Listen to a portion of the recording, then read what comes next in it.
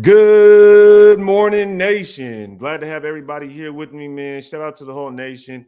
It's going to be a good Monday because we're going to be looking forward. We're going to be looking forward, moving forward, and we're going to be thinking positive, moving forward. None of this stuff in the past really matters. What do we need to do to get better as a football team, as an organization, as a franchise, as an offense, a defense, everything, special teams? And we're going to be moving forward with some positive mindset, okay? We're not going to be dwelling on any type of past and this terrible record that we do have. Going to pull up and say what's good to everybody in the building, man. Good morning. Good morning. If you're on your grind at the gym, going to work, going to school, whatever it is you do, make sure you start off right. Make sure you start off well. Shout out to everybody in the chat. We got Hadamaki in the building. Before live, check Sunjoku Raider. Yeah, shout out to Sunjoku, original YouTuber, original content creator of the Raiders. Shout out to him, man. B-Rod in the building. Another Monday with the Raiders sitting in purgatory. I heard that, man. KG in the building as well. The team has no pride. They were supposed to get revenge on the Jags for beating us in the last game in Oakland. Instead, they just threw us under the bus. KG, you're 100% right, man. Mark Davis's barber, I just hope we split with the Chargers. I don't. I really don't want to. Why would we want to split with the Chargers and the Chiefs? Why? Let me know down in the comments why you would want to split, man. Kenny Mack in the building. Good morning. Good morning. As of today, we're drafting at number 3 pick in the 2023 draft. I don't know if we're going to really stand there because we might win some meaningless games to ruin our draft position, what I'm thinking. Team Raider in the building. Good morning to you. Appreciate you pulling up here. Good morning. Evening, peace right now. That was painful. Yes, it was John Youngerman. But, we're going to talk about it in this one. Definitely going to talk about it. DW in the building. We should hire Frank Reich? No, definitely. I don't know if we should hire Frank Reich. I don't know about that, man. I don't know about that one. Frank Reich. I don't know. I did see he just got fired, though. Prado and Sons. Is McDaniels a genius? Tank for picks and new quarterback? That's a conspiracy right now. That's definitely a conspiracy right now. SVT in the building. He says, we are buns. Yes, we are. We are buns. We're butt cheeks. We're ass. We're garbage. And we need to figure it out. Yo, shout out to Classic Man Q for pulling up on us. Appreciate you being out here. What it do, cuz? Glad you're able to pull up on us. Digital Prez in the building. Mike Morris, good morning. And good morning to the nation. Appreciate you pulling up on us. Evans as well. Chansworthy is here with us. Good morning. But, let's talk about it, man. I see Rich Snyder in the building. I see Jesse in the building. But we're going to get into it, man. Tell the mother truth, Raid. I appreciate you, Nature Boy. Always appreciate you pulling up on us, man. Z3 in the building. Well, it can't get worse, right? It could get worse. It really could get worse, all right? Especially after what we've seen transpire last year. A lot of things could get worse. A lot of things could happen. But one thing I definitely want to do is stay positive in this one because we've already dealt with a lot of negative stuff. We've already dealt with enough BS that's been going around. So I don't want to be too negative in this and not really being optimistic, but looking forward on what we should do, what we could do to make this team legitimate, make this a legitimate team. Make this a legitimate team. Let me put that up there real quick. This right here is my Raider flag. This is when we played the Chiefs Thursday night. When we had Jared Cook. We had beat the Chiefs in Oakland. We had Jared Cook, Michael Crabtree. It was a Thursday night football game. So when I got this towel, that game was crazy, man. That game was crazy. For real. We don't get those kind of games anymore because we don't have them same kind of players, man. But let's get into this. Okay, SoCal. He says, after getting drunk last night to deal with this pain, I started really thinking about conspiracy theories. Shout out to you, SoCal. He says, this team really affected my mental health. Yeah, most definitely, man. The rest of the season, y'all, let's go ahead and talk about it. Because we have Josh McDaniels, as we know, and Dave Ziegler, and they're going to be here. And after thinking about it last night, seeing what everybody had to say, understanding how the team is being built, it's simple. It's really simple. This regime is here to stay. I don't know if Derek Carr is. I really don't know if Derek Carr is. Now, that's not me saying anything personal. That's not me giving my opinion. That's really just looking at the way everything is shaped up. It's really looked like this regime is trying to get rid of Derek Carr. I mean, the way they wrote his contract up, apparently the way the way they play the game even is almost like they want to put the game in Derek Carr's hands. If I'm not like, think about it like this, Nation. When we're in the game and we're continuously passing the ball, right? We passed the ball 3 times in a row. And people are like, we should run the ball. And when I sit back and think, I'm not convinced that Josh McDaniels doesn't know to run the football. I think Josh McDaniels understands we could run the football. We could manage the clock. We could do these things. I think Josh McDaniels understands that. But what I think Josh McDaniels is doing, right? What I think Josh McDaniels is doing is he's wanting to pass the ball in these critical situations to see what he can get out of Carr. Can Carr make these passes? Can Carr make this play work? Can he get the ball downfield? And I think we're starting to see stuff transpire that, man, Josh McDaniels may really want to move on from Carr. Dave Ziegler as well. They're giving him a chance. They wrote up a contract. Really, they wrote up a contract to where it was like, okay, we'll give you a long-term contract, but really it's a 1-year test. It's a 1-year rental. And if you don't do well, they chalk it up to, well, we can get rid of him. Now, how would that sit with the rest of the team, right? He's talking about conspiracy theories, talking about how Carr could potentially be gone as one of those theories. How would Davante Adams react to that, right? You come here because you want Davante Adams, or you come here as Davante Adams because you want to be with Derek Carr. Now, how's Derek Carr and Davante Adams going to react? You know what I mean? That would just be weird. That's something I think is weird. And the trust factor between the regime and players would probably be a little skewed. So I think that's kind of weird, man. Mike says, crazy to think that from 1960 to 2021, when blown a total of 5 plus 17 blown leads, and this year we have 3. Holy smokes. It's crazy. And really, it's on the offense. Like, I know a lot of people want to talk about the defense, but it's on the offense, right? It's on the offense. Watch Raider in the building says we can learn how to play 60 minutes of football, first of all. Yeah, we need to be able to learn how to play 60 minutes of football. I think personally the offense really needs to learn how to play 60 minutes of football. The defense makes adjustments. From what I understand and how the game moves on, the defense definitely makes adjustments. And they're the only ones that do. The offense doesn't. The offense doesn't make any adjustments whatsoever. It seems like they'll work on one thing, be successful, a part of the game, and then nothing changes. Nothing changes, right? They'll go on 3 to 4 drives in a row to where they're scoring points, but then outside of that, 3 to 4 drives of scoring points, they don't make any adjustments, and then they just stall out. And yesterday it was a proof of that. It was a proof of it. The defense makes adjustments, the offense doesn't. And we're going to get into it here in a second, man, but first, I do want to talk about a guy we did recently sign. Now, we did recently sign in Sidney Jones. Sidney Jones, the 4th or something like that. I mean, it's just why? You know, like, why sign Sidney Jones? I guess because we need the help. But are we trying? Is this like a long-term thing? I don't think so. I doubt this is a long-term thing. Like, how long is Sidney Jones actually going to be here, right? It's not like he's going to save the season. It's not like he's going to salvage the season or anything, but you can see Bleacher Report put out Raiders rumors. Sidney Jones IV expected to sign contract after Seahawks release, and he's expected to sign with the Raiders. This dude has spent he was a second-round pick by the Philadelphia Eagles. Second-round pick, went to the Eagles. He was signed by the Jacksonville Jaguars, and that's when Seattle Seahawks, August 2021, sent a 6th-round draft pick for him. He started 11 games for Seattle and registered 66 tackles and 10 pass breakups. So I'm not really high on this guy. I don't even know why we brought him in. I personally think we should just have Sam Webb go out there and get those reps in and just prime him up for next year to be a depth piece so we could bring back Rocky Sin and Nate Hobbs. I don't even know what the point of this is. Shout out to Gene, though, for pulling up and dropping a super. He says, even though the blame can definitely go to the players, I believe that most of the blame needs to go to the coaching. Yes, it can go either way. It definitely could go either way. But how do you feel about it when you hear Davante Adams in the press conference, right? You hear Davante Adams in the press conference talk about how you can't blame the coaches. You have to put it on the players. And he says it himself verbatim. He says you got to put it on the players. The players have to go out there and make plays at the end of the day.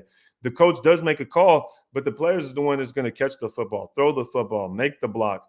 And we just weren't making the plays. Devontae Adams not getting his feet in bounds, not catching the football. Derek Carr missing throws, guys missing blocks, missing tackles. So it's really on the players, in my opinion. Derek Carr missed a wide open touchdown pass to Abdullah. Was that on the coach? Are we going to put the missed pass to Abdullah on the coach? No, we're not going to. And that seems a bit ridiculous that, yes, the coaching could be better in situational football, but we've seen players make many mistakes to where it's like, dude, just do your job and what you're supposed to do, and we would be winning these games. So, yes, it's the coaching, but at the same time, I think it's the players as well. McDaniels lost the locker room, potentially Redderman, potentially. I don't know if he's really concerned about that, but we'll see what happens. Where Carr is throwing off his back foot all the time. Yeah, I don't know what Carr needs to do, man. It's at this point, it's over with. I'm done with Carr. The season's over, in my opinion. I'm done with Carr, and I'm ready to move on. McDaniels intentionally trying to get rid of Carr. Kept him on that contract to keep the nation happy. Brady intentionally losing in Tampa. Then, boom, next year, Brady is a Raider. I would want to go young. I don't know if I would want to go Brady, but it does really sound like that could potentially happen, man. I'm not going to lie. Carr's not taking over the game in crunch time. He's not. He's definitely not. Carr's not putting his foot down saying, hey, I'm going to take over this game. Because we talk about last year about how Carr was so clutch. Carr was that guy in the last 2 minutes of the game. We could depend on him. He has not shown us that this year. And it's very disappointing. Very disappointing. Shout out to KC, says McDaniels may just be a bad coach. He may be, yes, he may be a bad coach, but I've seen plays to where players need to definitely step up, man. Definitely seen plays where players need to step up. We're 32nd in the NFL on spending on the defense, yes. Next year, our cap hit next year will be twice as much on the offense than it is the defense, man. But yo, we just hit the 10-minute mark. We got over 170 people. Let's see if we can get 100 likes on the video, y'all. Make sure to hit that like button. Go make a play. Appreciate y'all pulling up this morning, man. Justin, shout out to Justice. Shout out to Justice. He says, whatever happens after seeing Carr's cutoff presser, I want to hear what happened this year from either DC or David Carr. I definitely hear you on that because it's weird how the presser was cut off and everybody talked about it. And I would love to hear what Carr actually said the entire press conference. But at the same time, I would just love to hear Carr come out straight up and say what he needs to say. No sugarcoating, no trying to be taking this high road. Dog, we're in crunch time. We're in a moment of the season, in a moment of Raider Nation that you just need to come out and speak because you've been a leader for 9 years, dog. People want to hear what you have to say, Derek. Like, everybody wants to hear what Derek Carr has to say, the truth, and what he's actually thinking and what's actually going on. He needs to give us that clarity, but he doesn't. Forget who the coach is. Forget if it's Josh McDaniels. He needs to speak up and give some type of substance, and he isn't. But I do like the fact Derek Carr kind of does give that pushback of, I need to speak to this person one-on-one, and we'll see what happens. We'll see what happens next week or see what happens throughout the rest of the season, man. And I love to see the fire from Derek Carr, but at the same time, he needs to step up himself because you can't really speak on other people when you're missing throws, when you're checking it down and the pocket is clean and you're not letting players develop their routes. Money is definitely on the offense. Money is on the offense. Graham doesn't have the players he needs for his scheme. He runs a lot of zone, but we only have man-type players. Well, this is the thing, man. You think about it, the cornerbacks. You think about the cornerbacks we brought in. These were guys we brought in at the start of the season. Avery, we traded for Rocky Sin. So it's not like the guys we have are all of a sudden, no, they don't fit the scheme. No, we don't have the right guys. How? But JD, think about this. We brought in Deron Harmon. Why would you bring in a safety that doesn't fit the scheme? You know what I mean? Why would you bring in Avery if he doesn't fit the scheme? Why would you trade for Rocky Sin if he doesn't fit the scheme? Think about this. And this is where, for me, I don't really believe this whole scheme thing. I feel like that's more of an excuse for the coaches. And honestly, I'm not really bagging on the defense because I don't think we invested enough or we haven't done anything in a while to really say this defense needs to perform the way we expect the offense to, right? So when you talk about for his scheme, he runs a lot of zone, but he only has man type players. Well, we traded for Rocky Sin. We signed Anthony Averett. We signed Deron Harmon. We brought in Blake Martinez. We brought in Jayon Brown. So with that being said, we can't really use that excuse because we're the ones that brought him in, or they're the ones that brought him in for the scheme, right? So he must have apparently told them, yeah, these are guys will be cool. These guys will be fine if we bring them in. Because it's not like we stuck with the guys from last year and they're playing this year. No. So I can't really use that as an excuse, JD. I really can't. I really can't. Joel, we were excited for the season to start, only now to be excited for the season to end. Yeah, for real, Joel. And this is where I would love the truth. I'm glad he just spoke the truth because a lot of people are coming in and using hindsight now just to be like, oh, it's going to be a 2-3 year process and we got to learn the scheme and we got to find players for the scheme. And no, that's not it, bro. Because at the beginning of the season, nobody was saying that, and no Raider fan at all was trying to hear that shit. So let's not start that narrative now, right? Team Raider, McDaniels just sucks ass, but let's not act like the players wasn't the problem also. Yeah, the players are definitely the problems as well. You can't be missing wide open touchdown passes, and you can't go out there scoring 0 points. Like, you could have a bad coach, but at the same time, if you have good players on your team, they are not going to go out there and score 0 points an entire half. Like, if there's decent players, like, they're still going to do something. Johnny B says, he said coach helps with scheme, but players make plays. Felt like that was a big dig at Carr, always saying that what coach wanted. Yeah, most definitely. Most definitely. Carr needs to step up and make plays, and this is what he's not doing. Crosby covers better. Yeah, I don't like that, though, from the defense. I don't like Crosby. You don't pay Crosby all that money to go cover. Yasin can hit the road as well. There's a reason Colts fans didn't mind him leaving. Yasin?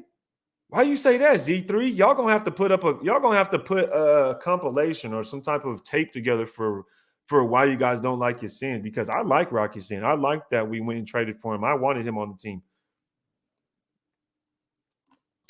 Look how Malik Willis plays quarterback. Look at that effort against the Chiefs. Yeah, he plays with a lot of effort, but he's a lot younger. He's in a rookie year. I mean, Carr was playing with that kind of effort his rookie year. Come on now. So it's hard. Let's not compare quarterbacks. I feel you, Abyss. I definitely feel you, but I'm not trying to compare quarterbacks. I'm not trying to make this like right now. We just know that Carr isn't the answer. Shout out to Gio. Both sides of the ball play, only one solid half. I wouldn't say that, Gio. I really wouldn't say that. And this is where I really want to talk about where I really want to bring up yesterday's game. I really want to bring up yesterday's game and talk about the breakdowns of how it transpired, right? I want to give a little insight on how we can see the defense definitely makes adjustments, but we see the offense doesn't make adjustments. And this is how I'm going to show you with this breakdown of play-by-play. Stick with me here, guys. Now, we open up the game with the Raiders punting the football. We get 3 plays. It's 3 and out, 0 yards. The first drive, the Raiders get a 3 and out, guys. So let's not act like the offense was sitting there carrying the defense, okay? The very next possession, the Jaguars have the football. The defense gets it back. The defense gets the ball back. So off of a defensive turnover, the Raiders were able to score and gain an extra possession, okay? The next possession for the Jags, we forced them to punt. The next possession for the Jags, we forced them to punt. We got a field goal. We get a touchdown. They get a touchdown. We get a field goal. They get a field goal. So we give up 10 points in the first half. 10 points in the first half. Out of 1, 2, 3, 4, 5 drives, we give up 2 scoring possessions, and one's a touchdown, one's a field goal. Okay, now let's move on. Let's go to the second quarter. It's 20-10. Now, this is where you're going to have to pay attention in how we make adjustments. The defense opened up the game with a very good game plan. You get a fumble recovery, you force a punt, you force a punt. So that shows that we were able to open up the game with a good game plan from the defense. Now, what happens is the Jaguars made their adjustments. So they came out scoring, then a field goal, score. Now, they came out the second half scoring, correct? So that means they made the right adjustments. The defense makes adjustments throughout the freaking game because then they punt, miss a field goal, kick a field goal, and it's the end of the game. So the defense made their adjustments. Where the offense doesn't, and this is proof that they do not make adjustments. It's a simple fact that they come out, they punt the football, right? You punt the football, you score on the next couple of drives, but you come out in the second half making zero adjustments. But the Jags do make adjustments. Now, this is where you see that we make zero adjustments on the offensive side of the ball and why I can't blame the defense. That's all I wanted to say. That's literally all I wanted to say. It's clear, plain in sight, that the defense makes adjustments to when the opposing team starts doing better. We make adjustments to stop them. The offense doesn't, because we punt the football, punt, downs. We literally had the ball 38 seconds, nation. 38 seconds. How do you do this? 38-second drive, 4 plays. Like, not only that, you think about it, it's 2024. We punt the football. It's 2024. We punt the football again. It's 2024. We turn over on downs. It's 2027. We fumble the football. It's the defense's fault. It's the defense's fault. We couldn't score at least once on 1, 2, 3, 4, 5 drives. 5 drives. That's embarrassing. It's the offense, okay?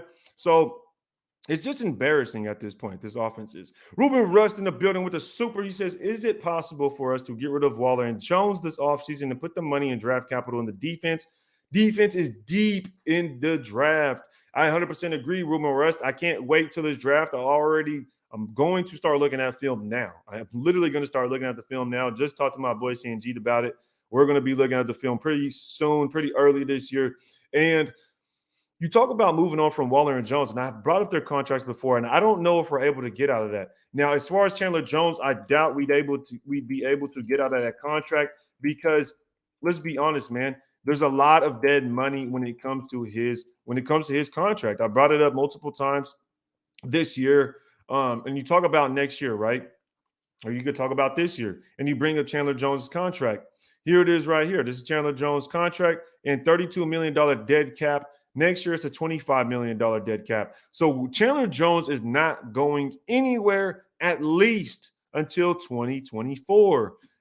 We just need to understand that. He's not going anywhere until 2024. Now you go to Darren Waller's contract, and you'll see that Darren Waller next year, he has a cap. He has a dead money this year of $20 million. So if we try to trade him this offseason, we may be able to find a trade partner that will cover his dead cap, that will cover everything.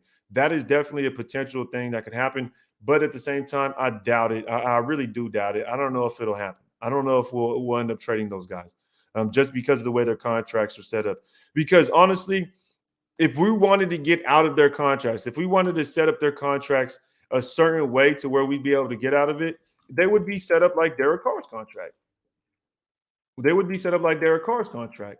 And when you take a look at his, you'll see this man gets a $34 million cap hit, correct? He gets a $34 million cap hit, but it's only a $5 million dead money. You save $30 million.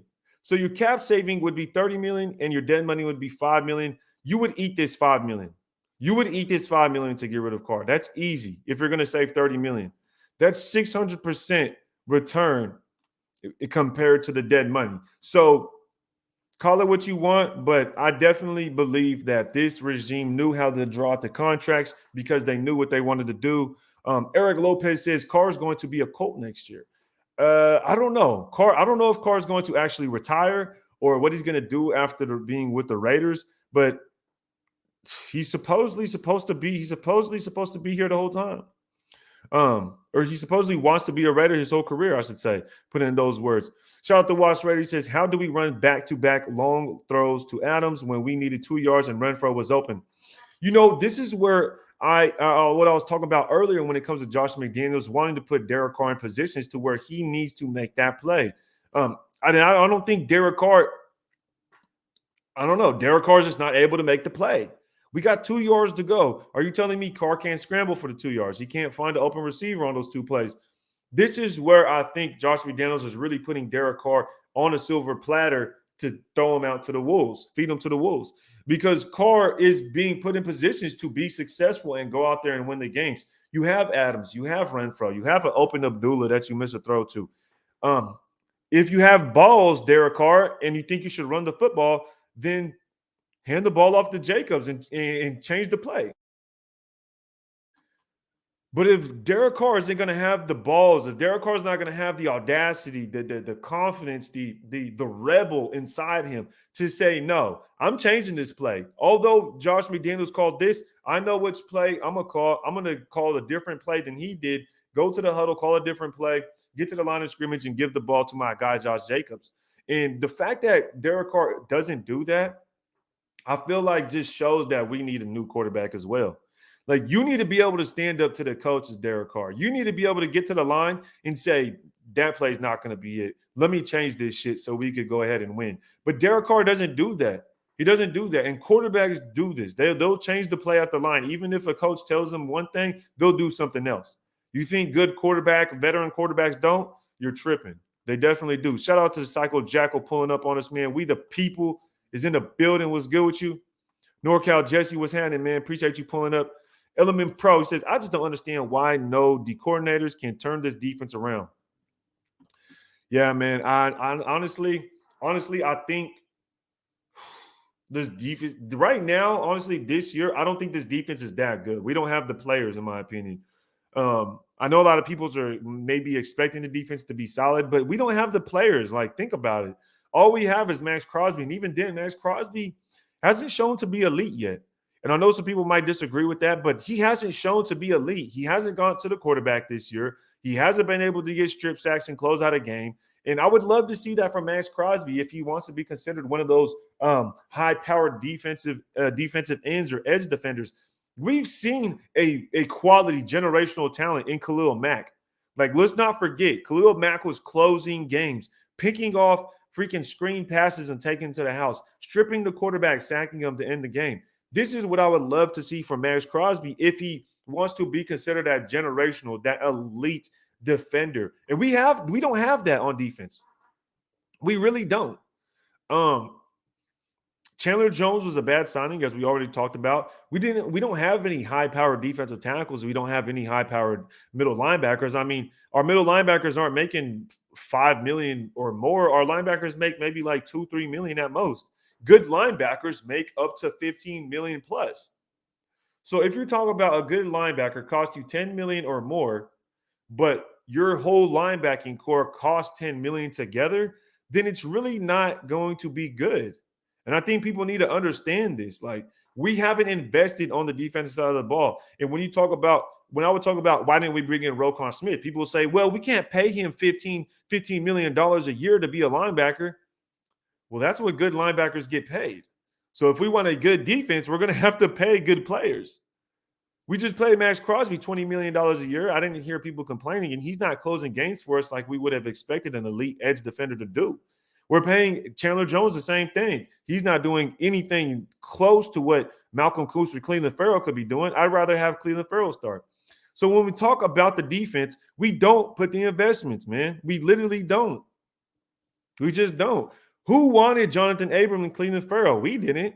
Those weren't good investments. Those were not good investments. Those are terrible. So the defense really isn't on the D coordinator, in my opinion. The defense is on this regime failing to put the pieces over there. We're over here picking up scraps in the offseason thinking Anthony Averett. Like, we signed Anthony Averett and people really thought he was going to come in here and shut shit down. Why? Why did people think that? You know what I mean? You're not going to get players off the streets and free agencies that are costing bottom of the barrel free agent money and think that it's going to turn the defense around. If you go on the offense side of the ball and sign multiple players to $10 million plus, Renfro, Waller, Adams, Carr, Colton Miller, 5 players on the offense side of the ball getting $10 million or more. $10 million or more on the offense side of the ball. And we only have 2 players on the defense side of the ball. How can we blame the defense, right? How can you expect the D coordinator to come in here and be like, I'm going to make this a top 10 defense? You can't. You can't.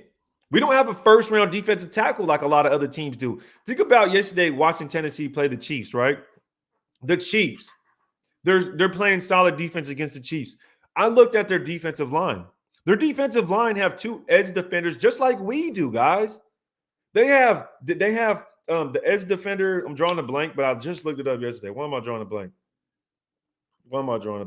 They just picked up Bud Dupree. He used to be a Steeler. Bud Dupree cap hit next year is going to be the same as Max Crosby's cap hit, right? Their other edge defender, let me look it up real quick. I'm drawing a blank for some reason. I just looked this up too. Harold Landry, that's what it is. Harold Landry.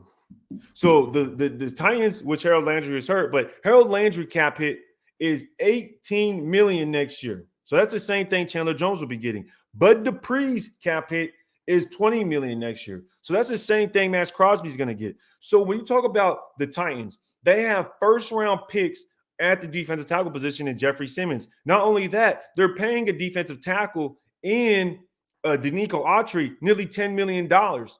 So that's what you talk about investing in that offensive line alone. And they have to re-sign Jeffrey Simmons this season. So you talk about that defensive line alone, and just those four guys, they're spending nearly $60 million in just that defensive line. We don't do that. Not only that, they have first-round picks on so many first-round picks in their defensive backfield that they consistently just draft defensive backs with their first-round picks. They've been building that defense up. Now you talk about the Raiders. We haven't done that. We haven't done that at all. And I see people mocking us taking a tackle in the first round, and I would lose my shit if we took a first-round tackle. I would just lose it. Let me catch up to the chat, man. So I definitely think that the defense does not get any type of investments, real investments. The missed TD to a running back and missed blitz by Amik was game changer. Definitely. And this is the thing. Amik Robertson is like a fifth-round cornerback. He's literally the bottom of the depth chart corner that we're talking about going out there having to make plays, right? He doesn't even get paid $1 million a freaking season. But then you talk about a mistake by a guy that gets paid the most on the entire team in Derek Carr. He makes a mistake, and we're supposed to sweep it under the rug. And I'm not going to do that. You make the most out of the whole team. You make more than the coach. You make 3 or 4 times as much as the coach makes. Go make that shit happen, bro. You got to. Carr gets complacent when he knows there's no quarterback behind him. That would force the coach to bench him. Definitely feel like if we drafted a quarterback and kept Carr, which I don't know if we could do that because of how the contract is set up and whatever the case may be. I definitely think that it would light a fire under Carr's ass. Like Carr would definitely feel that pressure, and that's what we would need to do. I would love to bring in a quarterback, even if it's a second or a third round guy that could have potential like a Jalen Hurts. I would love to do that. I would love to do that. Hold on. Did somebody come up here? He says, you have a what? What happened? Mello, shout out to Mello, man. He says, if we're up 17 points, why should the offense make adjustments? At that point, it's up to the defense to hold the lead. This is the problem, Mello. And this is what we have to comprehend as fans. Having a lead at a 0-0 mark isn't considered an actual you can't really consider that a blown lead. You can't do that. You can't say, okay, the start of the game, the defense holds the opponent to 0 fucking points. The defense holds the opponents to 0 points, Mello. Think about this real quick. Defense holds the opponent to 0 points. The offense scores 17 points to start the game. That's it. So you're telling me now it's on the defense. Now the defense has held the opponent to 0 points for the beginning quarter. And now it's on the defense to hold them to 17 points the rest of the game, and the offense doesn't have to score? That's stupid. The logic is ridiculous. The defense gets half amount of salary cap than the offense has on it. Why are we playing dumb as if we don't watch the defense hold the opponent to 0 points for nearly a half, and then we watch the offense literally not score any points the entire second half? The 17-point lead literally doesn't matter. Like, it's not like we're going out there and it's a 17-34 game in the third quarter. That's not how it is, guys. That's not how it is. The offense isn't putting up extreme amount of points to where it's 40-23. No, it's 17-0. It's 17-0, guys. Like, it's not like the offense is out here blowing teams out of the water. No, the defense is holding the opponent to 0 freaking points. Use your brain. Have a brain cell for once and realize It's 0 points on the board. Defense is holding them to 0. This is the only reason we have a lead is because the defense holds them to 0. Unless the defense holds the opponent to 0 points, we won't have a lead to blow. What do you guys not understand? Think about it like this. The entire second half, we were down by 4 points.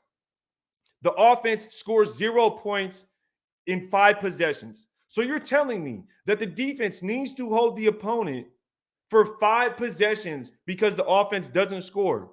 That is stupid. You can't be that dense. Like, I just broke it down. I literally just showed the damn drive-by-drive, play-by-play, and we're still acting as if we're slow, and we're talking about a 17-point lead. It's 17-0. We just started the game. The other team is going to score points eventually. How do we not understand that? How do we not understand that? How do we not understand it? It's one half of the fucking game. It's 17-0 in the first half. The opponent scored 10. Now it's 17-10. It's 17-10. We didn't blow a 17-point lead. That doesn't even make sense. We started the game, scored 17 points. The opponent then scored 10 points. The opponent then came out the second half and scored more points. The offense scored none. Like, the logic in this is ridiculous, bro. Y'all gonna make me lose my shit. For real. What's good with it, Tavio? Pulling up on us. 5 drives, no points. It's the defense's fault. It's the defense's fault that we scored 0 points in an entire half because the defense is supposed to shut out the opponent for the entire second half. So that's basically what we're saying. The defense is supposed to shut out teams. The offense isn't, the defense is. This is retarded. Where is the logic at? There is no logic in saying that. Every single game, it's the same formula. I showed you guys multiple weeks. Week after week after week, I say the same thing. I showed the same freaking formula. It's the offense. Like, bruh. Like, I don't know, man. This shit getting out of hand. I can't explain this a million freaking times, man. Jeez Louise. $108 million in cap space going to the offense. $58 million going to the defense. But it's the defense's fault that they don't hold the opponent to 0 points the entire game? What? If we were holding teams, literally, if we were holding team to that, then we'd have a top 10 defense. We don't have any players on the damn defense that should be making us the top 10 defense. What the hell? Can't be this freaking dense. Justice heard on Silver and Black today that Ziegler mentioned in his last presser that we don't have a speedy wide receiver to create space, so wide receiver, quarterback, DT look like our number 1 pick. If we pick a wide receiver with our number 1 pick, I'll be pissed. We just sent the first and the second for Devontae Adams. Do we really need another receiver? Like, because we need speed? Like, this is embarrassing. If that would just be embarrassing. It's either quarterback or defense all the way. There's no way we take a receiver in the first round. I would be devastated, bro. I would literally be devastated.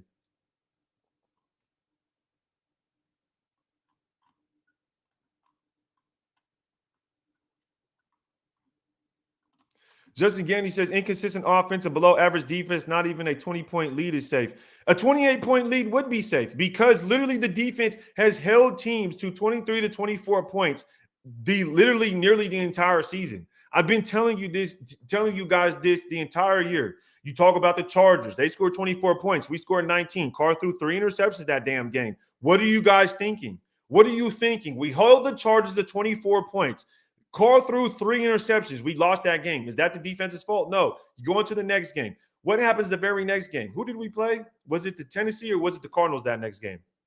Was it the Cardinals or was it Tennessee? I believe it was the Cardinals. Let me check real quick.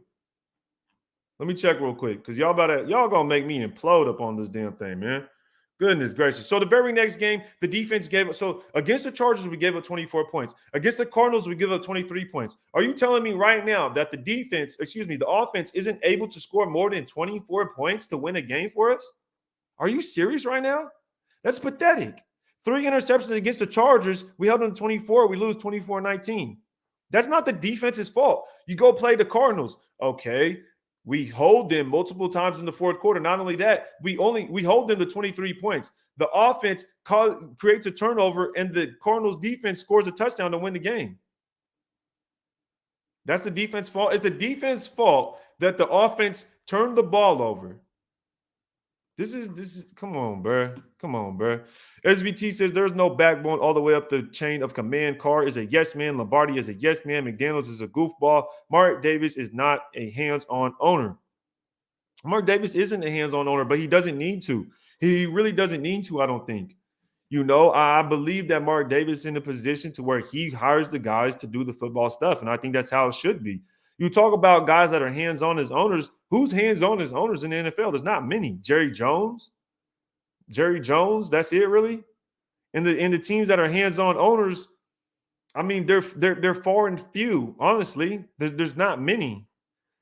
There's not many. I mean, Robert, you think about let's say the Patriots. Robert Kraft, he's not hands-on. He's not telling Bill Belichick what to do. They hire the guys to choose what to do. Jerry Jones is the only one that's hands-on, SVT. So I don't want Mark Davis hands-on. I want Mark Davis to do the owner stuff and stay over there and hire the guys to do the football stuff. That's how it should be.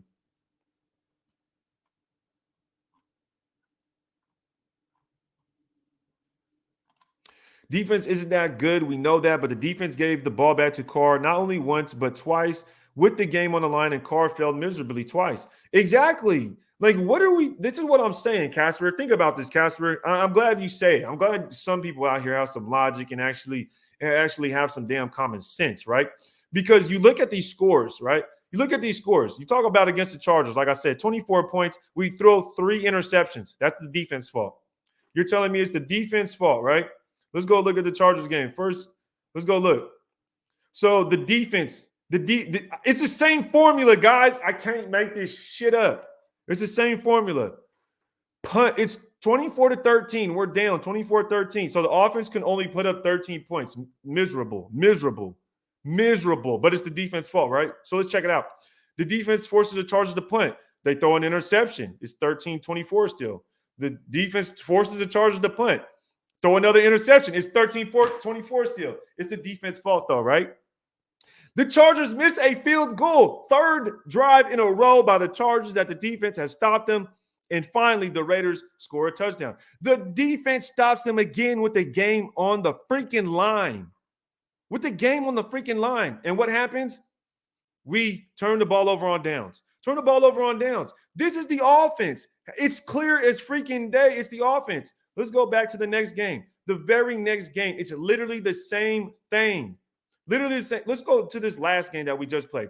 Just like we've seen against the Chargers, it's literally the same thing, guys. Literally the same thing. It's the same formula. Why do we act like we haven't seen this week after week? Look, the defense stops the Jags. We're down 24-20.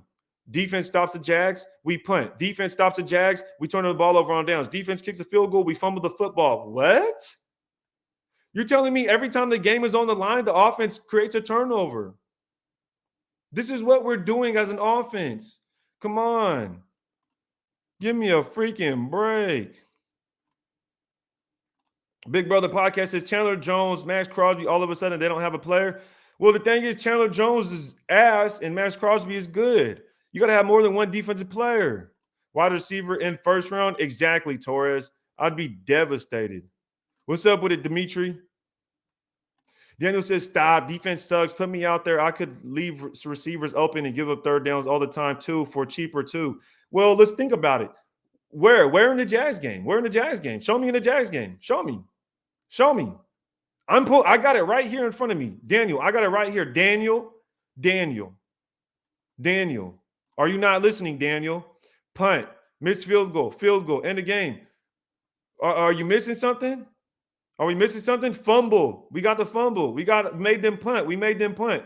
They scored on 1, 2, 3, 4 drives. Punt. It's 24-20. 24-20. We punt the ball. Look at how many times. This is the end of the second quarter. We come out in the 3rd quarter, punt. We come out and punt. We turn the ball over on downs. We fumble the football. It's the defense's fault, though.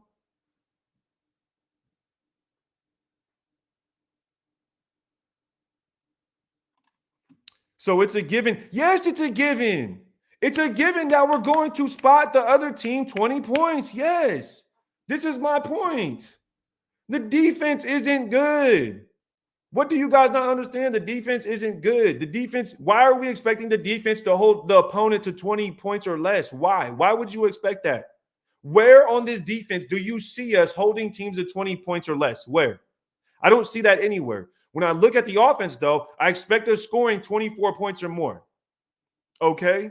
Where is it that you guys see this defense holding teams to 20 points or less, especially when the offense doesn't score, especially when the offense gives the ball back 5 times in a row, 5 possessions and 0 points? Of course the defense is going to break. Of course the defense is going to fold. It's 5 possessions with 0 points from our offense, from this high-powered offense. Devontae Adams, Waller, Renfro, Jacobs, Carr. Stop it.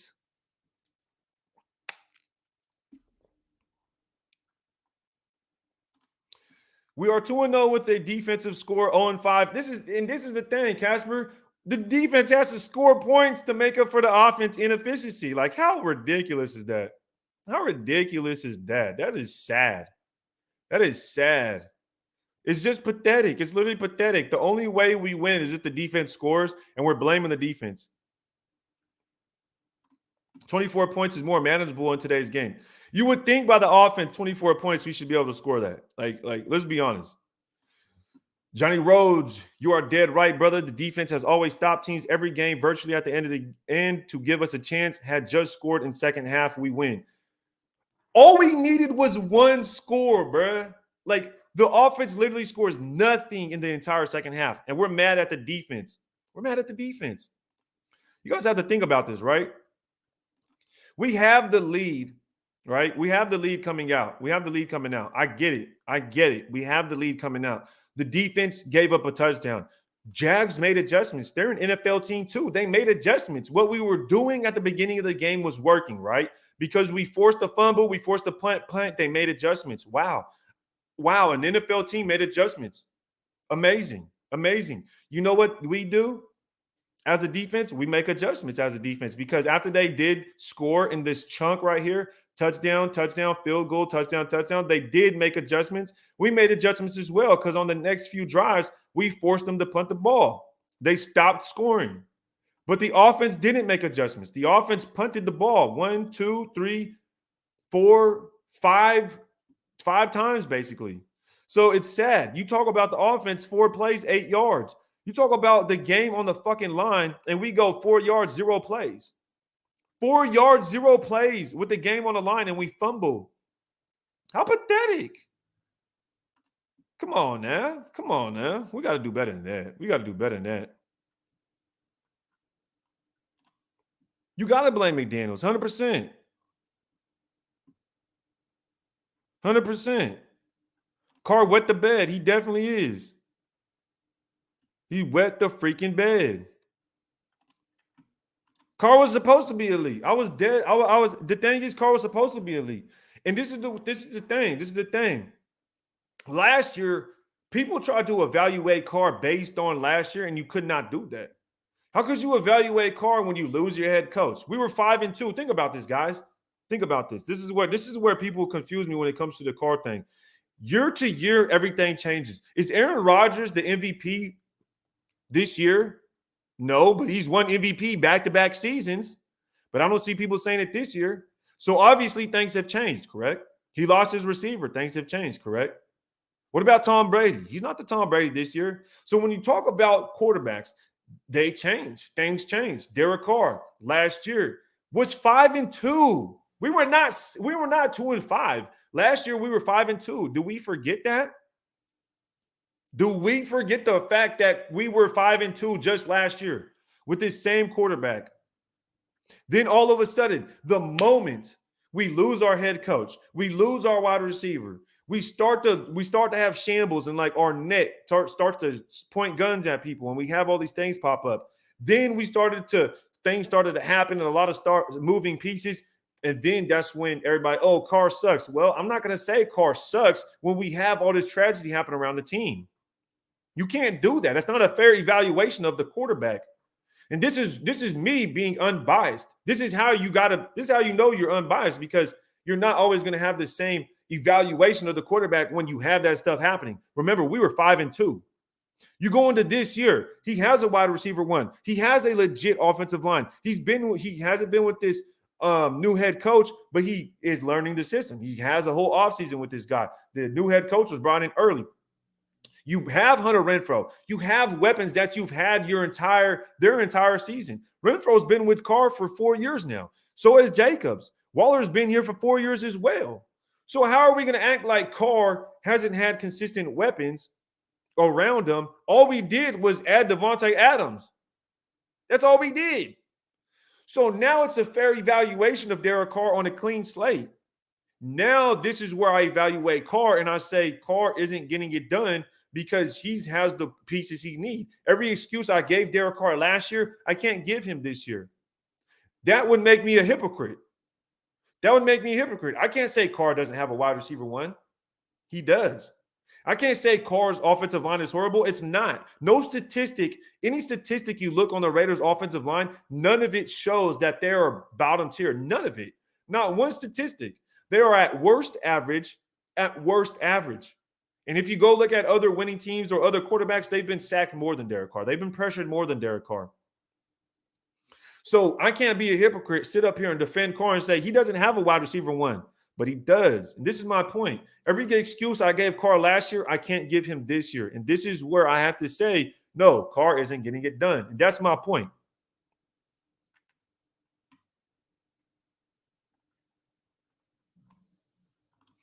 Ray speaking fast because a lot of you on the offense nuts. Yeah, and this is another thing, right?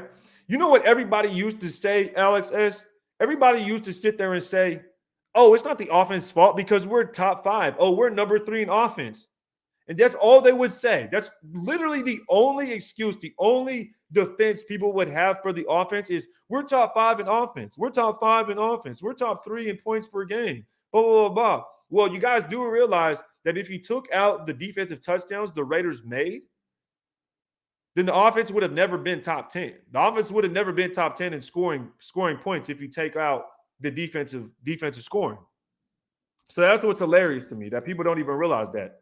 But then you want to look up the Raiders stats. Let's say we look them up, right? Let's look up the Raiders stats real quick.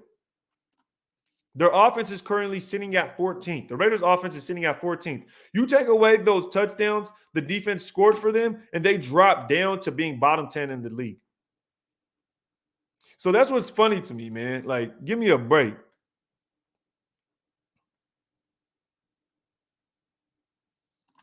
Derek Carr, you can double Tay, but that's going to leave my other guys open. And it's just ridiculous. Raid, what quarterback are you hoping will be available in the first round? Well, to be honest, you guys know me. People that have been following me, you guys know I'm very unorthodox. You guys know damn well I do things a little different and my brain thinks way different. And, I don't want a quarterback in the first round. If we have a top 3 pick, I either want the best defensive tackle available, like he has to be one of those generational talents, and I would want that defensive tackle to come in. I want the best defensive lineman we can get to bring in here. It's that plain and simple. Outside of that, I would love to bring in a quarterback in the second or the third round. I do not want a first-round quarterback. I don't. I really don't. I don't think that's the answer or always the answer. I really want to build this team around the quarterback, not get a quarterback. So what I mean by that is I want to make sure that defense is stacked. I want to go out there and have a crazy good defense with a shitty quarterback for a year or two. That's what I would do. Because if we're able to have a good defense with a shitty quarterback and win games that way, then you go out and get the quarterback you really want. I don't want to bring in a quarterback and then hope that quarterback's going to change everything. No, I want a defense with solid playmakers on there, because you talk about teams that go out there and stack at the same position. You talk about the Ravens. The Ravens just traded for a linebacker. And you think about it, the Ravens defense is always good. They already have playmakers over there, right? They continue to stack. They drafted Patrick Queen. Then they trade for Roquan Smith. So you talk about Ravens, they continue to stack on the defense side of the ball, even though they're having a bunch of moving pieces at receiver. They have a bunch of moving pieces. Mark Andrews was hurt at tight end. Their J.K. Dobbins was hurt. They don't continue to add on the offense. No, all they do is add to the defense. You talk about the 49ers. The 49ers, they go out there and they keep drafting defensive linemen. They got Bosa, then they get Buckner, then they get Armstead, then they get and they have Fred Warner out there at linebacker. You talk about they keep stacking it up, and they had so many defensive linemen. They ended up trading DeForest Buckner for a first-round pick because they had so many good D linemen. You could put any quarterback on that team and they make the playoffs every damn year. So I would rather stack this defense up with that first-round pick or trade back with that first-round pick to where we can hopefully still get some solid defense in the first round and then pick up some more defense on the back end of that first and somehow get back into the second, something like that. Because I want to have a good defense and have good pieces around a young quarterback that's going to come in. I don't want to just throw a young quarterback in there and we're witnessing our defense not be as good as it should be. I don't want to do that.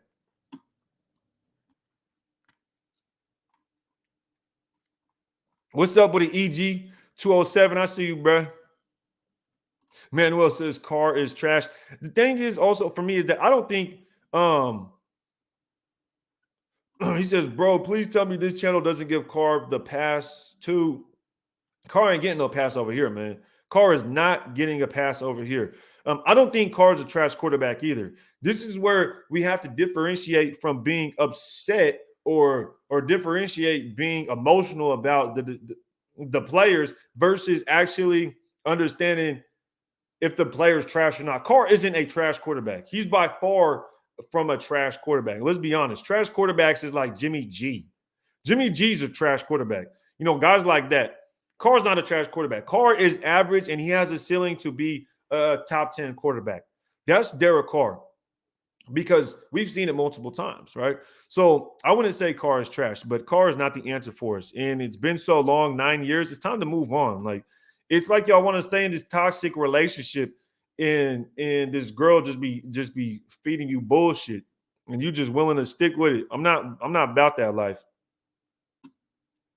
I'm definitely not about that life. Michael B says, of course it's Mark's fault. McDaniels was a disaster in Denver. No one wanted McD but Davis. This all lands on the owner.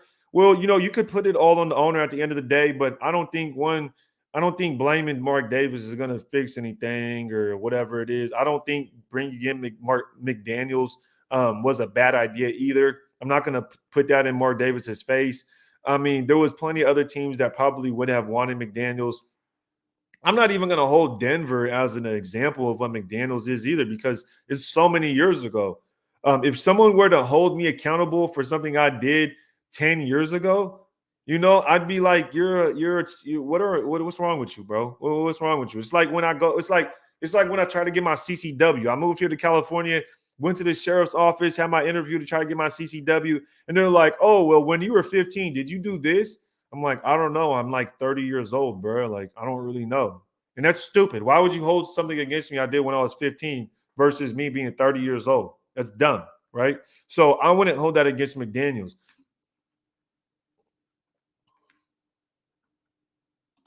JOZ says, you are missing the time of possession. Yeah, the offense time of possession is garbage. 2, 3, 4 drives in a row. Clearly, that's all it takes, which is why we lost. Yeah, this is the thing. Your defense, if your defense isn't that good, which we all can agree on, how are you going to expect your defense to hold teams when your offense doesn't score in 5 drives? 5 drives. That's impeccable. Root Warrior says, dude, that pass to Abdullah is the epitome of Derek Carr. Exactly. That's it. That's pretty much it, bro. That's pretty much it. Coach B had players playing. We can't miss that, yeah. Versace had them dudes rallied up. He really did rally them up. Stop with the facts, Ray. Shout out to Thick Frame E. Says it's too much for them to understand. It's the defense fault. They should hold the team to 0 and score 2 touchdowns every game. Pretty much what it sounds like, man. This is literally what it sounds like. And honestly, I feel like if this offense was everything we had expected to be, we'd be beating the shit out of teams. Like this defense would probably look a lot better because then it would put offenses in positions to where they would have to drop back a lot, and then we could really attack them. We could really attack them with our defensive edge rushers and drop some different packages. But it just falls so weird the way the offense will just stall out. Like I literally put the tweet out, guys. I literally put the tweet out, and And basically all it said was the defense breaking point is 23 to 24 points. That's pretty much what I was saying. And that we need to win the game, and on the offense, accountability. What ends up happening is we lose. And it's the same formula. It's the same formula every single game. Let me see, find exactly what I said, because I tweeted it out at halftime because I knew it's the same thing every game. I literally knew. I said 23-24 points is the Raiders defense breaking point. Every game outside of Kansas City has been held at this point. Let's see if they can make another stop, because we'll need it regardless of what the offense does. At that point, we had made 3 stops. And the offense made 0 points. So that is just, oh my goodness. It says because most NFL teams do. Yeah, most NFL teams do. Exactly. Elvin Pro says they being conservative at that point. They have the lead. They're running the clock, my guy. They're not. I don't think they're running the clock, because we did pass multiple times in a row and it was incomplete. You talk about a drive lasting 38 seconds. That's embarrassing. That's embarrassing. You can't have a drive last 38 seconds. Like, the game on the line. Like, think about this, y'all. Think about this. Like, let me see. So here we are. Game on the line. It's the defense's fault. Remember. But this is what everybody says. It's the defense's fault. Remember, right? And when you talk about a drive lasting 38 seconds, 38-second drive. It's 20 to 24. They missed a field goal. We can go win the game, guys. We could go win the game. There's 3 minutes left in the fourth quarter. The offense has the football, guys. Offense has the football, y'all. And we screw it up. How about this? Let's talk about this one, right? Let's talk about this one, right? The defense makes a stop. It's 24 to 20. 24-20. Defense makes a stop. What does the offense do? -2 yards. Offense gets -2 yards with the game on the line. We get -2 yards. Next drive, we get 8 yards. Drive after that, we get 0 yards in 55 seconds. So, it's just hilarious how people could really sit there and think it's the defense. No. We already knew the defense be giving up more than 20 points again. Yeah, we knew this.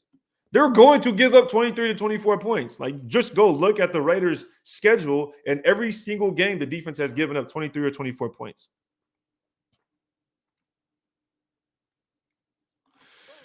Tickler in the building. Shout out to Tickler, man. It's been a while. He says, if the protection isn't there, why does LV have 113 sack yards lost, and Burrow, Murray, Hurts, Stafford all have more sack yards lost but more yards than Carr? It's not the protection, Tickler. It's definitely not the protection. People try to use that as an excuse, but our offensive line is actually at least top 15 or average at the least. Our O-line is at the least average. What's hilarious also is, our guy Sanjeet put this film out, this play, of Derek Carr just completely missing, just throwing the ball, checking it down with a clean pocket, right? With a clean pocket in a crucial situation. And it just sucks, because you would expect him to do something more with the football. And let me see if I can find it real quick, because I want to definitely watch this thing, man. I definitely want to watch this. Okay, here we are. Let me pull this up right quick. Look at this play, man. Look at this play. Look how clean this pocket is by Derek Carr, right? Look how clean that pocket is. Let's run it back real quick. Let's look at this play real quick. Look at this pocket. Look at this pocket right here, guys. Look at this. The pocket is clean. The pocket is still clean, guys. There's no pressure on Derek Carr whatsoever. No pressure whatsoever on Derek Carr. Why aren't you – I don't know what's going on here. Why are you trying to check it down? The pocket's clean. Nobody even touching this dude. Nobody even around him. I don't know what's going on. I honestly have no clue what's going on or what Derek Carr is thinking. But this is the kind of stuff with the game on the line we cannot afford. We can't afford that. Just absurd. It's really just absurd, man. Jared Burns says, so Patrick Graham is trash as a defensive coordinator. I wouldn't even say Patrick Graham is trash. Honestly, I really wouldn't say that. I really feel like he could be decent. He knows how to make adjustments. He knows how to open up games. You talk about the Saints. We gave up 24. We gave up 24 to the Jags. They scored a last-minute field goal, but that's after, 5 drives. The offense didn't score. So we give up 24 to the Jags. You give up 24 to the Saints. You give up 24 to the Chargers. You give up 23 to the Cardinals. You give up 24 to the Titans. You give up 23 to the Broncos. You can't make this up, guys. I'm literally giving y'all free game right now. I'm giving y'all free game. The formula is in the pudding. The formula is there. If you're lost in the sauce, I don't know what to tell you. Agent Red, on this question, how much of this is on coaching in your opinion? How much is on coaching in my opinion? I would have to say, if I have to give a percentage, right? I'd give 25% coaching. I'd give 25%. I would say 25% coaching. 25% I would say for the defense is because of the lack of talent and the lack of investment. And then the 50% would be the offense, just alone the offense. We've seen Devontae Adams drop passes, not be able to get his feet in bounds. We've seen Derek Carr miss a bunch of throws. Hunter Renfrow fumbling the football in OT, and then the Arizona Cardinals take it to the house. We've seen Devontae Adams and Hunter Renfrow run into each other with the game on the line against the Chiefs. They run into each other. So, I don't know if that's coaching as far as fumbling the football, not catching the ball on the sidelines and getting your feet in bounds, dropping passes. Darren Waller dropping passes in the end zone against the Titans, right? Let's not forget, Darren Waller hasn't been good since the games Darren Waller has played, he hasn't been doing good. He's been dropping passes. So a lot of it for me is the players on the offense side of the ball not making plays. 2, I would say it's partly coaching, and 3, it's a lack of talent on the defense. Exactly, we're going to give it 20 to 24. Yeah, that's pretty much the formula for the defense. The defense has been consistent in what they do. How can our coach call a game if Carr can't get the ball where it needs to? Exactly. And this is why I lean more towards the players on the offense than I do the coaching, because you see Carr missing throws. Like, he tried to hit Devontae Adams over the middle. Devontae Adams drops it, but the ball is a little off target. So can we blame Josh McDaniels for scheming Abdullah? Like, think about this. Josh McDaniels schemed Abdullah open for a touchdown. And we missed the throw. I don't know what to say to that. I can't. If I see Abdullah wide open and we don't get the ball to him, at what point do we just sit there and say that's because Derek Carr missed that pass, it's the coach's fault? And then people will say the offensive line is trash. And this is where, for me, I'm just like, bro, this is not working, and we got to move on.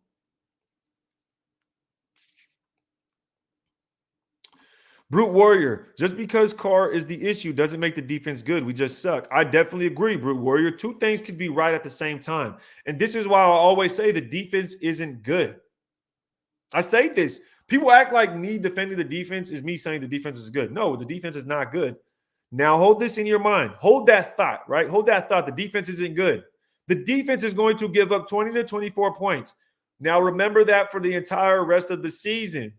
Remember that for the entire rest of the season. Now, if you were to tell me that the offense can't score more than 24 points, I'm going to blame the offense. I'm going to blame the offense, okay? It's that simple. You talk about salary cap. You talk about the Raiders in close. What the fuck? Excuse me. What did I just do? What the hell did I just do? Hold on one moment. Okay, there it is.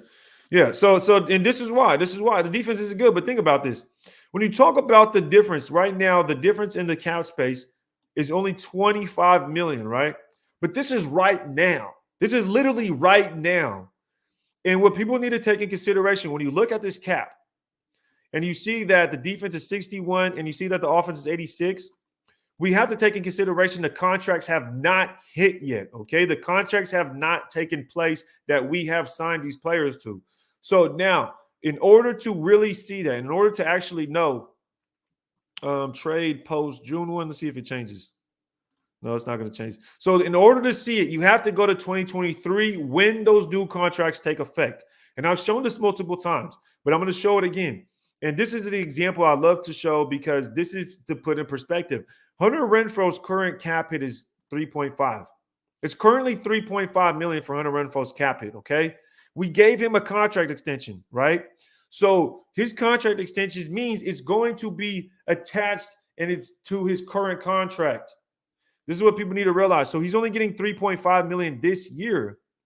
Now let's go to 2023. Remember, look at this number, 86 million. And Hunter Renfro is getting 3.5. Go to 2023. Holy smokes. The offense jumps up to a whopping $110 million, and the defense goes to $60 million. So we nearly have twice as much cap in the offense than we do the defense. Now, let's go look at Hunter Renfro's contract now in 2023, because this is what people need to realize. You talk about Hunter Renfro is making 3.5 million. Now Hunter Renfro is making 13.5 million for his cap hit. So his salary cap hit went up $10 million. So this is why we have to look forward and to understand that, okay, the salary or the contracts that we signed are now taking effect. They are now going to take effect. For example, Derek Carr, his salary cap goes to 35 million next year. This year, it's only 20 million. Derek Carr, it's only 20 million. So his salary cap is going to nearly double. That's 25 million more next year in Derek Carr, Hunter Renfro alone. This is why I'm hounding on the offense. They should be better. This is what people need to understand. He said, Raid, that's like having an 8-hour shift, but you say you did your job but only worked 4 hours. Yeah, pretty much. That's pretty much what it is, man. And, I wish I could do that. I wish I could go to work and get paid for 8-hour shift and only working 4. I definitely wish I did. Look at, how you blame a quarterback for a receiver dropping a pass that hit him in the damn hands. I don't think the pass hit Abdullah in the hands, though, Element. I don't think that hit him in the hands.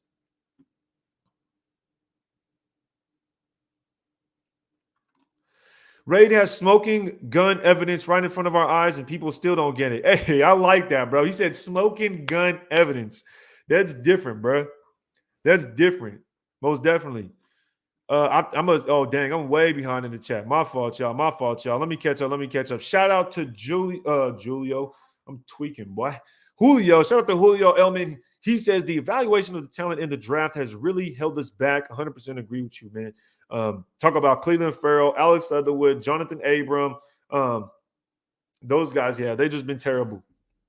First round picks in consideration. Getting picks wrong in the first round end up costing our team. Yep. Hopefully this regime gets it right. Now, this is the thing that I am excited about, because I feel like Dave Ziegler is going to go draft probably the best defensive lineman he can get. I feel like he's going to draft the best defensive player he can get. That's just me. Now, another thing I'm worried about is that he's going to draft offense. And the reason I think this is because he was drafting defense, or drafted Christian Barmore his last year with the Patriots. And was that because Bill Belichick is the defensive guy in New England, and he was listening to Bill Belichick or trying to favor the Bill Belichick? Now you look at the defense, now you look at the Raiders, and their head coach is Josh McDaniels. He's an offensive guy. He's going to want offensive pieces. And that makes me afraid that now all of a sudden Dave Ziegler will want to favor Josh McDaniels, him being the offensive guy, and want to put more pieces on the offense. And that's where I'm worried.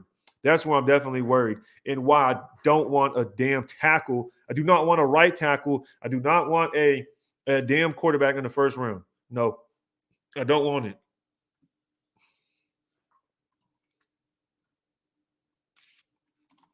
Says those touchdowns to Adams were crazy checkdowns. I mean, there's only 2 touchdowns, though. Element Pro, it's literally only 2 touchdowns.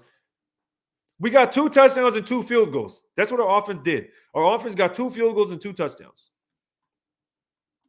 Shout out to Justin, says, all I'm saying, playoff team and fourth quarter comeback king quarterback last year, this year, stalling offense, goose egg after half. What changed? Really, all the thing that changed is the offense. The offense. The coaching staff. That's the only thing that changed. Another thing I would say is that it's the first year in with this regime, right? How long did it take for us to get to that certain point with Derek Carr and the previous regime? It took till year 3 and year 4. And even then in year 3, we had a collapse. We literally collapsed year 3 because I think we're 4-2.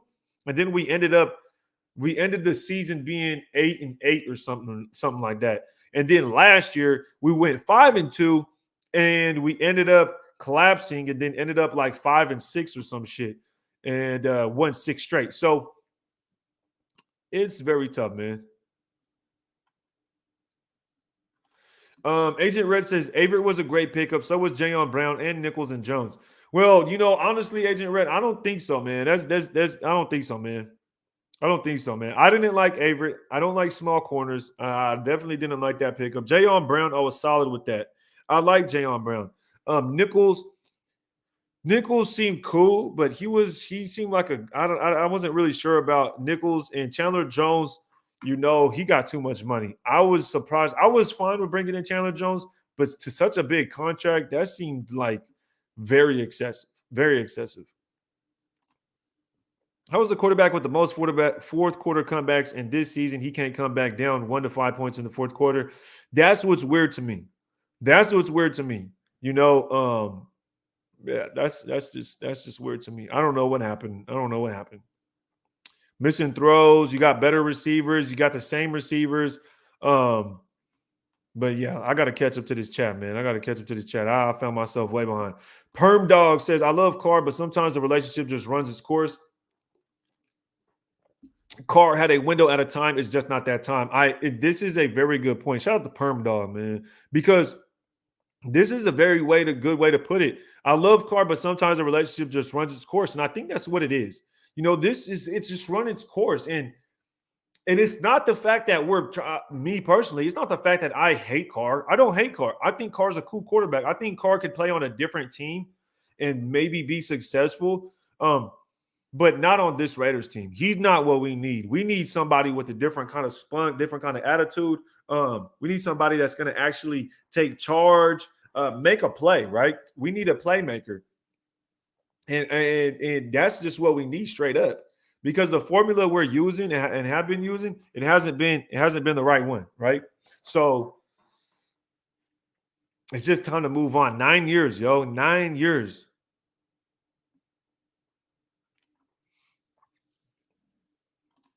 6 quarters, 0 points. Yeah, that's tough.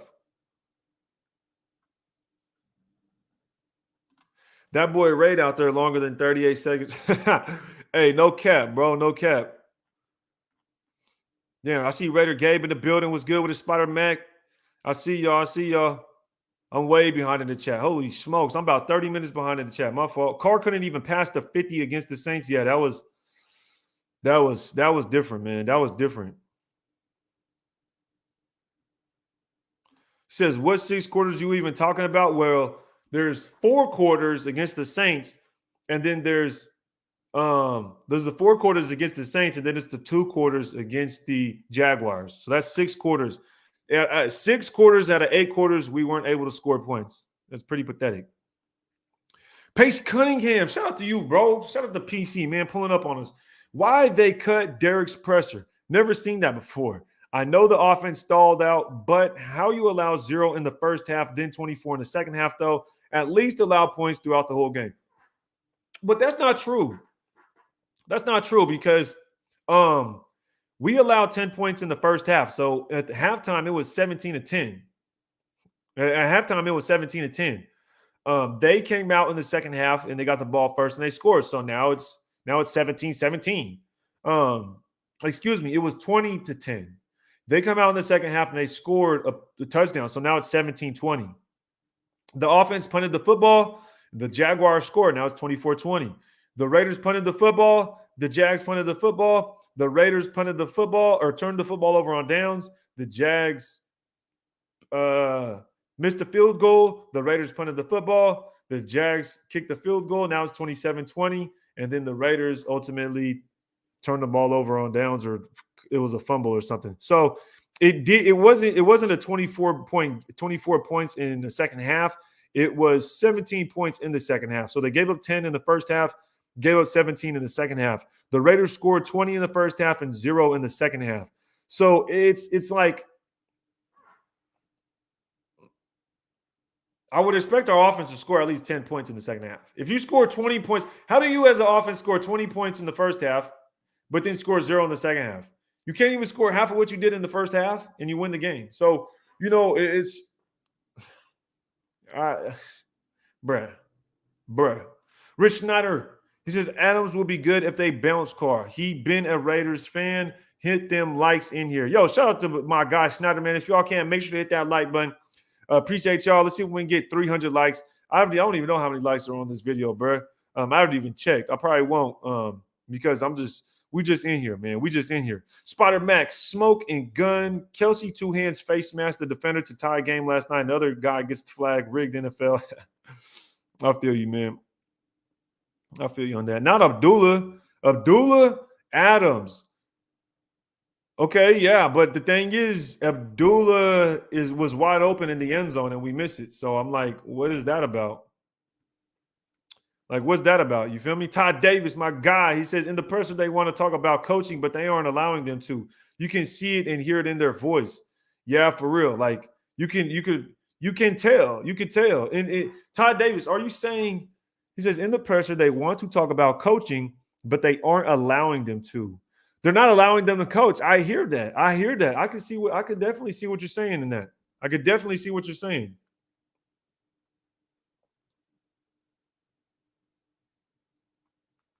My fault, y'all.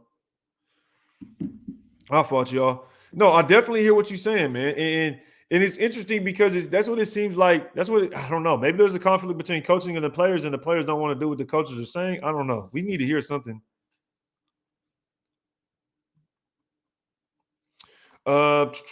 Kenny says, Raid skips our comments. Pina, have you noticed that?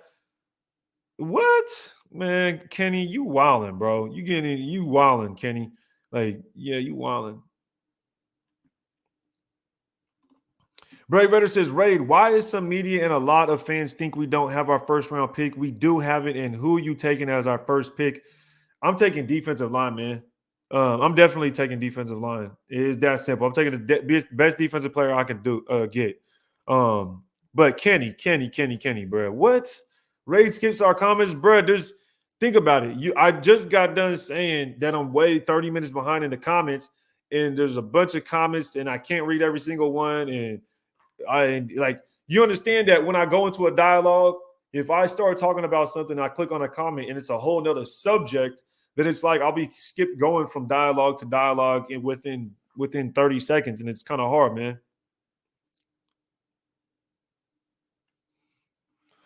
Watch Raider says, yes, the Jags dropped one INT, but it didn't matter. It was third down. We punted anyways. Yeah, Carr damn near threw 2 picks and almost a one to the house, man. He says, I think he was being sarcastic. Guys, it's hard for me to tell if you're being sarcastic. Let me tell you, because some people, I'd assume they're being sarcastic and they're being 100% honest. And then it's just like, oh, you're just really that slow. But my guy, Agent Red, I feel you, man. I should have known. It's you, Agent Red. I know you gonna act a fool with me, Agent. Robert Penner says, fire everyone and let's rebuild for the next 20 years.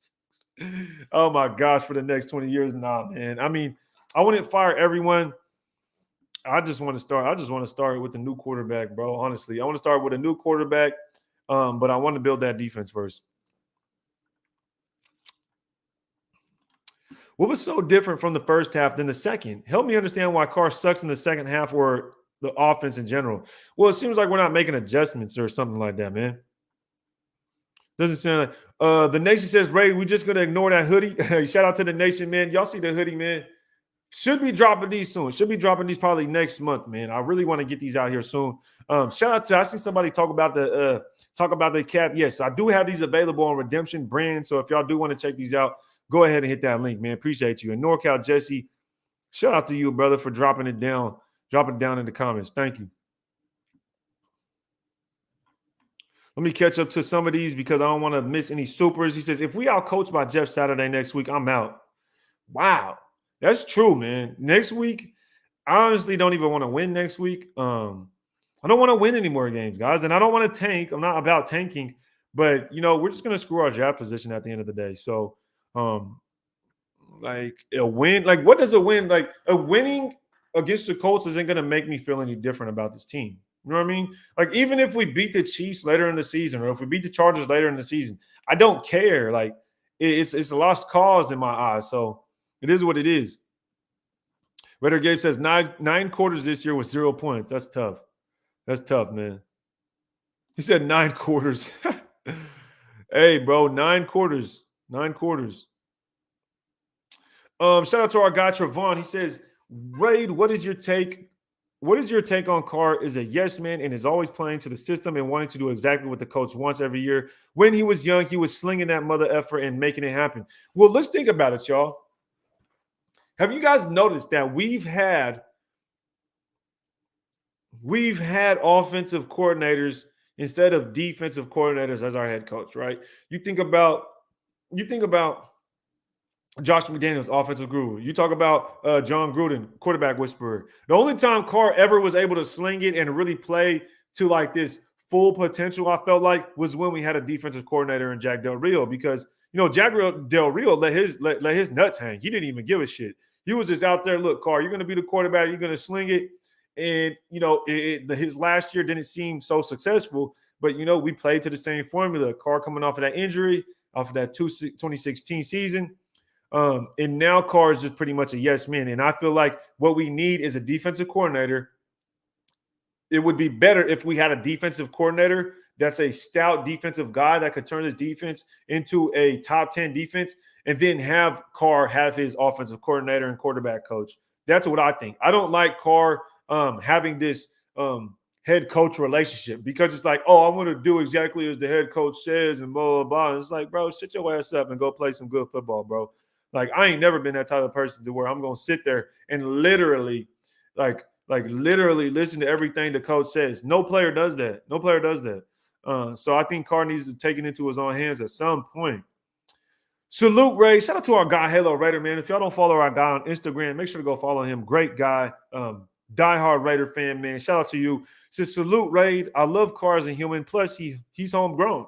I'm from Bakersfield, California. I want to see him succeed. But if he can't get it done in 9 years, it's not going to happen. And I agree with you, man. And it's not even anything against Carr. I like Carr. I think he's a cool quarterback. But the thing is, do we want to be the Chargers and be stuck with Phillip Rivers?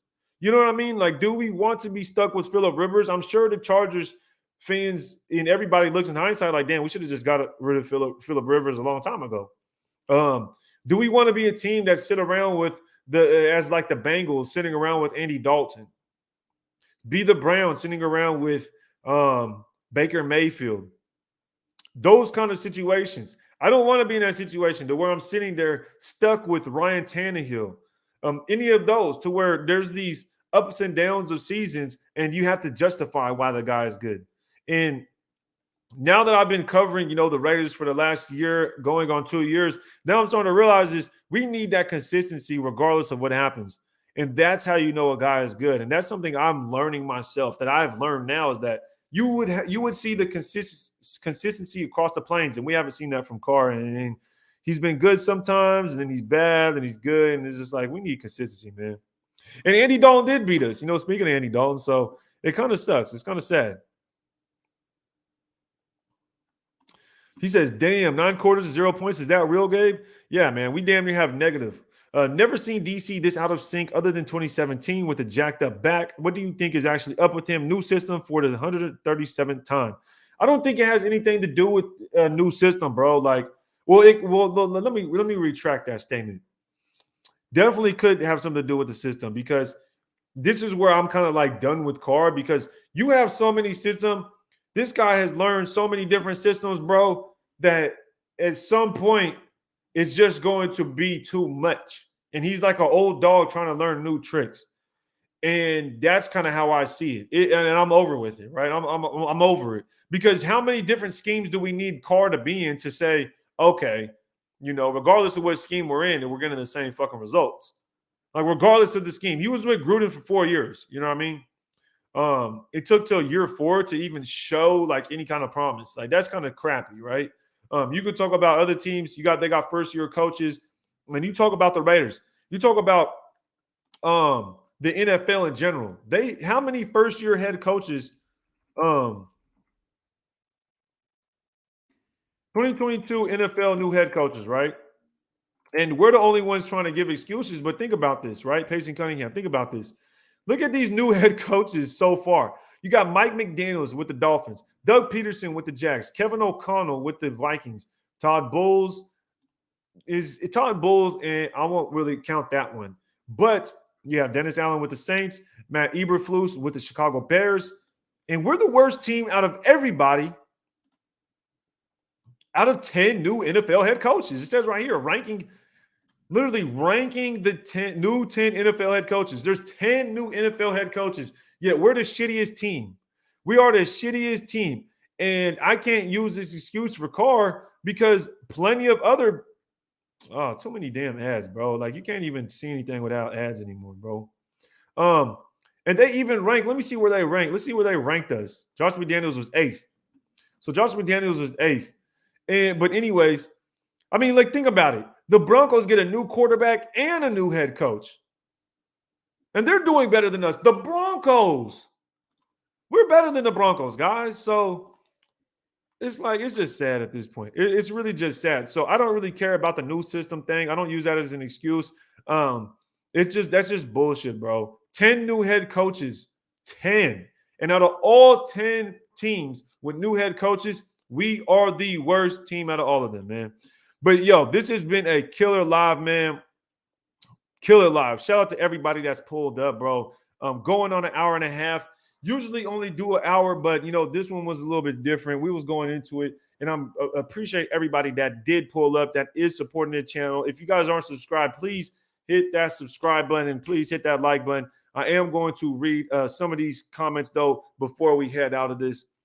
Heading the power of sleep says you need to run for the first downs. I definitely feel you on that. I can see that. Man, we about to draft Tim Tebow 2.0 with this whack-ass coach. Potentially, we could draft a quarterback. I can see that. JT says, but the Chargers aren't in a better position than any Rivers team at this time. I really wouldn't say that, bro. I honestly wouldn't say that because when you look at the Chargers, and you look at the Raiders, you think about the Chargers, bro, and the Chargers are currently sitting at 5-3, second in the AFC West. This is their second year with their head coach. So it's like, think about it. Their first year with their head coach, Staley, their first year, they nearly make the playoffs. They go 10-7 their first year. Okay. This is their second year. Right now, they're second in the AFC West. They're 5-3. What the hell is our excuse? What is our excuse? The Chargers were never 2-5, and they got a defensive coach. Right? So I don't know. I don't buy that. The Chargers aren't in a better position than any Rivers team at this time. How could you say that? That doesn't even make sense, though. They're 5-3. They lost to the Chiefs by a field goal there. They got whooped by the Jags. But every team loses to. I mean, this happens all the time, right? It happens to us. Right now, they're 5-3. I would take 5-3 right now. Any Raider fan would.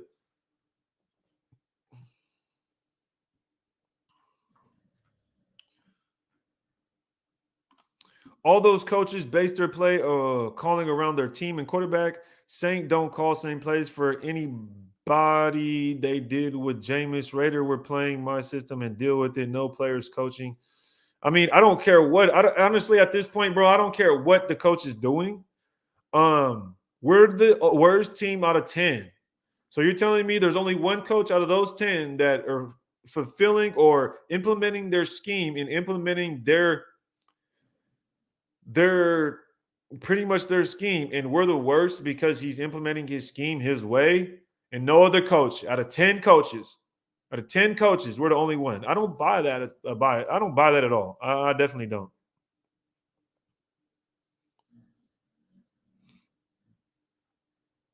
Yeah, I don't buy that at all, man. Bill Belichick's win championships. Tom Brady, good cleanup guy. Yeah, I feel you, man. They have a good defense. Bill Belichick is, and this is the thing. Bill Belichick is a defensive head coach. Bill Belichick's a defensive head coach. He was never an offensive guy. He was a defensive head coach. JT says you are moving the goalposts on the Chargers. You can never compare the Chargers to the Raiders when you're comparing one Chargers team to another Chargers team. I mean, I'm comparing the Chargers this year to the Raiders this year. I mean, or compare the Chargers last year when they got a new head coach with a younger quarterback to the Raiders this year. I mean, like, I don't know, JT. What's your argument here? Like, are you saying that Derek Carr is better than what he's given credit for? I'm not sure what you're saying. Raider Big says it can't be all these different coaches. We get the common denominator to all of this inconsistency is Carr. Yeah, 100%. Yeah, it has to be, man. Like 10 new head coaches this year. This is why I was like when you look at it, it's crazy because 10 new head coaches and we're the worst team out of all of them. You know, it's just interesting. Yes, difference from last year team winning one-score games to this year's chemistry, heart and hard work. This team only has talent.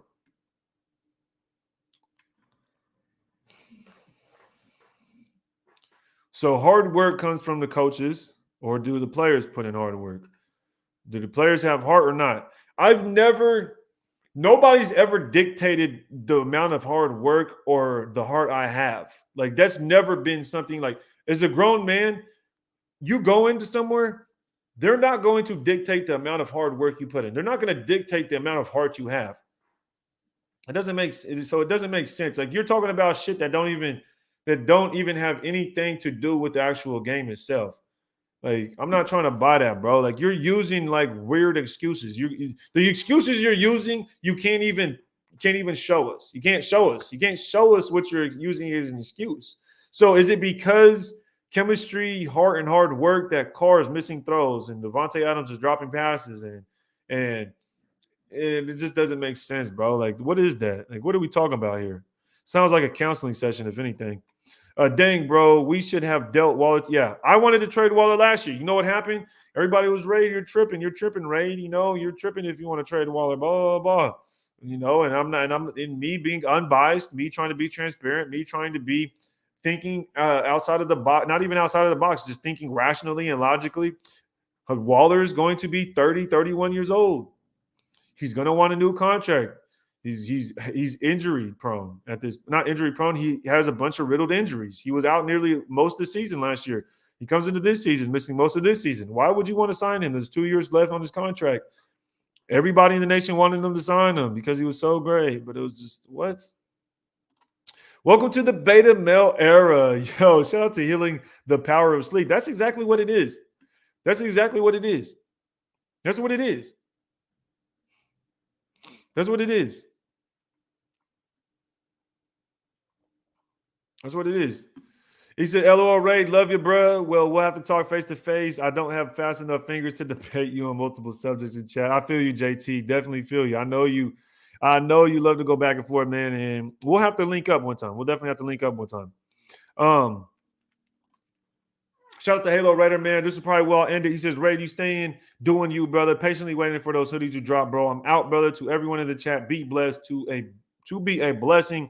Yes, sir. Shout out to Halo Raider for dropping that comment and leading us out on this video, on this Good Morning Nation. Shout out to everybody that pulled up. If you guys can, make sure to hit that like button on the way out. Y'all hit that thumbs up. Go make a play. Something the Raiders offense supposedly can't do. Appreciate everybody that pulled up. If you guys want, follow me on Instagram and Twitter at Ray the Tape. Also, check out Redemption Brand if you want to check out any of this gear, any of these hats. The hoodies will be dropping soon.